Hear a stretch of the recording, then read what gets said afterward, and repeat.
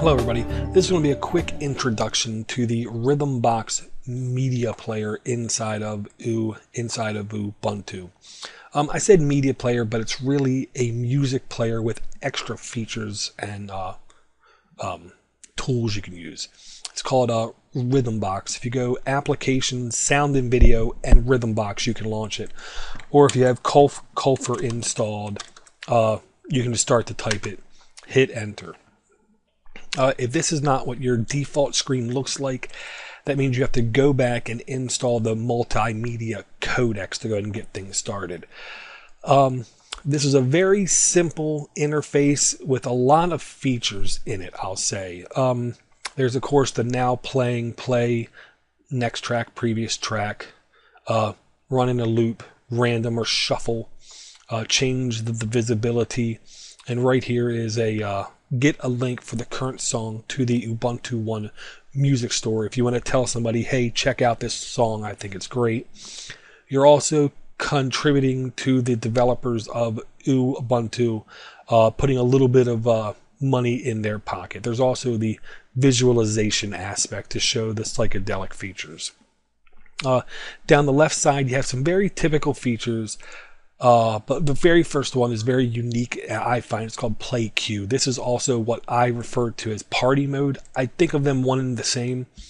What party mode allows you to do is to basically keep double-clicking files in your library, and instead of every time you double-click it interrupts the song and starts to play it, it'll actually put it in a queue.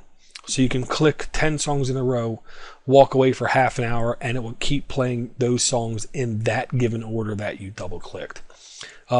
Music will go to your currently available library of songs. It's very easy to add songs and scan for songs on your computer and on your network. You can go import file, import folder, scan removable thumb drives, iPods, Sansa players, so forth. You can also connect to DAAP shares, which is like a PlayStation, Wii, Xbox share.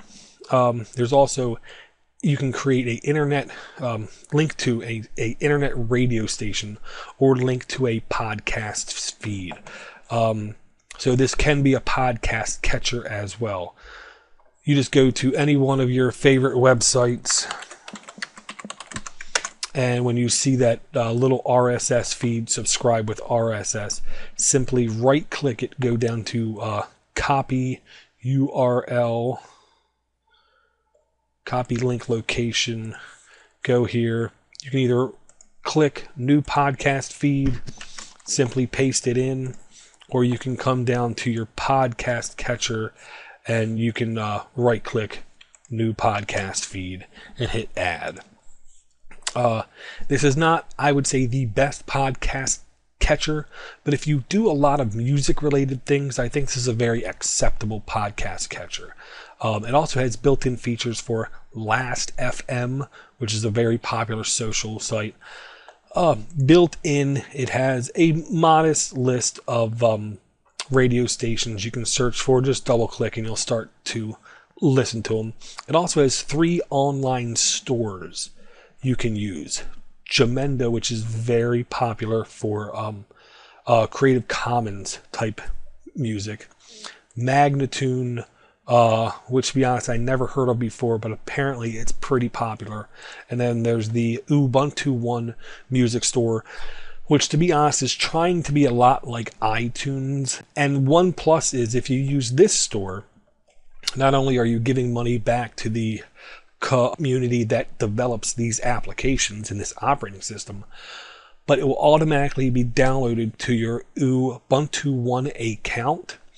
Thus, it will automatically be backed up and available on the internet by you or by other instances of Ubuntu One. So things can instantly be on all of your computers at the same time with no extra work whatsoever. I do like one major thing about this application, where if you do have a song playing, and I'm going to do a force quit right now.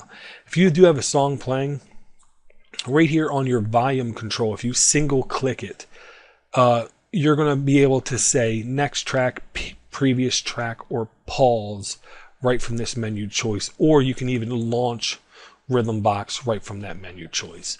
Again, if you do a lot of audio listening and you do a lot of songs, and then you do a lot of podcasts, and then you do internet radio stations, and then you buy music online, I do think RhythmBox is a very good tool, and I highly encourage everyone who has those kind of demands to definitely go check it out. We're going to move to the next video.